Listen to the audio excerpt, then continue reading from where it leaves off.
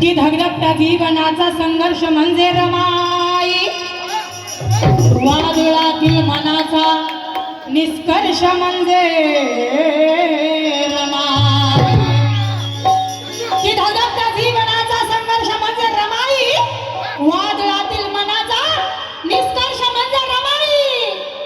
जाणीवतेचा जागृतीचा मार्ग निर्माण करणे म्हणजे रमाई, आणि अखंड जगाचा आदर्श म्हणजे रमाई, आदर्श म्हणजे रमाई।